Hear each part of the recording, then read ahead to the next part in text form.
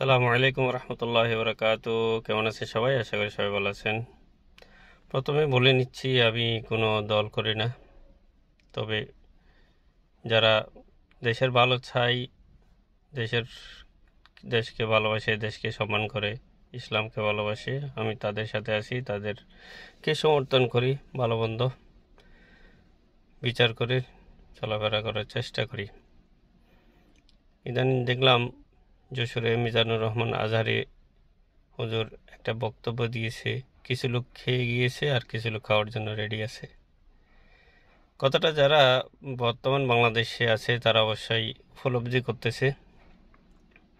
তো তিনি কাউকে অবশ্যই মেনশন করে নাই যে অমুক লোক খাওয়ার জন্য রেডি আছে, অমুক লোক খেয়ে চলে গেছে।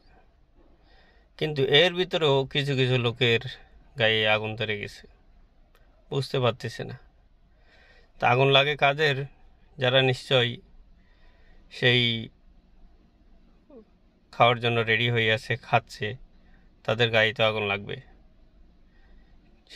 ডাক্তার মিজানুর রহমান আজহারি যদি বলতো অমুক লোকরা খাচ্ছে, অমুক লোকরা এরকম করতেছে, তাহলে হয়তো বলতে পারতেন যে আমার নামে এরকম বললো কেন, আমার দলের নামে এরকম বললো কেন।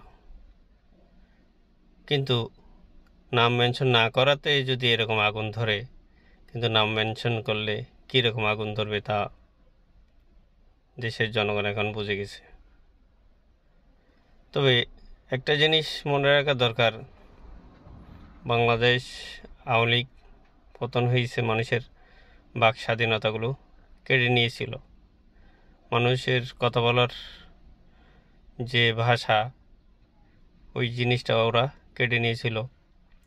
মানুষ বুকে চাপা দিয়ে কষ্ট রেখে দিত, কিন্তু বলতে পারতো না, বললেই তাকে গুম খুন হতো হতো। সেম কিছু লোক এখন দেখা যাচ্ছে সেম একইভাবে এই যে মিজানুর রহমান আজহারির এই বক্তব্যটা নিয়ে সোশ্যাল মিডিয়াতে সমালোচনার ঝড় তুলেছে। কেন ভাই? তিনি তো মানুষ, তারও তো বাক স্বাধীনতা আছে, ভালো মন্দ বলতে পারবে, সেও তো দেশের নাগরিক। সে কি বলতে পারবে না যেটা অন্যায়কে অন্যায় বলতে পারবে না? আওয়ামী লীগ ছিল স্বৈরাচার, সে আমলে তারা মানুষকে জিম্মি করে রেখেছে। এখনও কি নতুন কেউ সেরকম জিম্মি করার জন্য রেডি হয়ে আছে নাকি?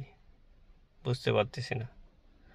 তবে জানা দরকার, বর্তমানে আপনারা সবাই নিশ্চয় লক্ষ্য করেছেন মিজানুর রহমান আজহারির যে মাহফিল, অন্তত ধরে নিলাম 25 লাখ, বলতেছে 20 লাখই ধরলাম, 20 লাখের মধ্যে 15 লক্ষ হচ্ছে যুবক। এখানে ধর্মপ্রাণ মুসলমান সবাই। এখানে কেউ ওটাই চিন্তা করে নাই যে উনি জামাত, উনি বিএনপি, উনি আওয়ামী লীগ, এটা চিন্তা করে কেউ ওখানে যায় নাই। যারা গেছে তারা ইসলামকে ভালোবাসে, মিজানুর রহমানকে ভালোবাসে। তাই এখন মিজানুর রহমান আজহারিকে যেভাবে কটূক্ষ করে কথা বলতেছে, যে লোক, যে দল, যে বলুক না কেন, তারা কি ওটাই মাথা রাখতেছে না? এখানে 20 লক্ষ লোক মানে 20 লক্ষ পরিবার। যেমন এই কথাটা শোনার পর যে দল থেকে বলা হয়েছে, আমি তো নিজে সিদ্ধান্ত নিয়েছি কখনো ভোট দিলে আমি এই দলকে আর ভোট দেব না, কারণ আমি মিজানুর রহমানকে ভালোবাসি। তাকে কটূক্ষ করে কথা বলেছে এবং আমার পরিবারকেও আমি বলতে বাধ্য হব যে অমুক লোক, অমুক দলকে ভোট দেবেন না। তো কেন দেব?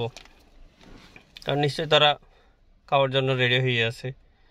তারা যদি ক্ষমতায় আসে, আমরাও সেরকম ভুক্তভোগী হব, যে বিগত সরকার যেভাবে স্বৈরাচার করেছেন, জুলুম নির্যাতন করেছে, সেটার জন্য। এটা থেকে তো এটাই প্রমাণিত হয়। আসলে এরা ওই যে আদি যুগের সেই রাজনীতি নিয়ে পড়ে আছে। বর্তমান ডিজিটাল যুগ, সোশ্যাল মিডিয়ার যুগ অনেক দূরে এগিয়ে গেছে। বর্তমান যুব সমাজ সেই পুরনো রাজনীতি আর খাবে না। এই জিনিসটা তাদের বোঝা উচিত, কারণ এখন কোনো কিছু হলেই মুহূর্তের মধ্যে সমগ্র পৃথিবী ছড়িয়ে যাচ্ছে। দামি সব চেপে রাখার আর সুযোগ নেই। যেমন ধরো স্বৈরাচার পতনের আগে নেটওয়ার্ক বন্ধ করে দিয়ে সারা পৃথিবী থেকে বাংলাদেশকে বিচ্ছিন্ন করে দিয়েছে। তারপর কি দমিয়েছিল? পৃথিবীর বিভিন্ন প্রান্ত থেকে সবাই এগিয়ে এসেছে এই স্বৈরাচার পতনের জন্য। তো এখন নতুন যারা আসবে তাদের এটা চিন্তা করা দরকার, যদি এটা এভাবেই সমালোচনা না করে সুন্দরভাবে উপস্থাপন করত, তাহলে তাদের প্রতি মানুষ সম্মানটা বেড়ে যেত। সমালোচনা করতে পারবে, মানুষ ভুলের ঊর্ধ্বে নয়, মানুষ তো আর ফেরেশতা নয়, ভুল তো হতে পারে। ভুলটা ধরিয়ে দিন, কোথায় ভুল করেছে, সে কি অন্যায় করেছে, অন্যায় বলেছে যে এক জল খেয়ে গেছে আরেক জল খাওয়ার জন্য রেডি আছে, সেটা কি অন্যায় বলেছে? নাকি এই বাক স্বাধীনতাটুকু আপনারা কেড়ে নেবেন?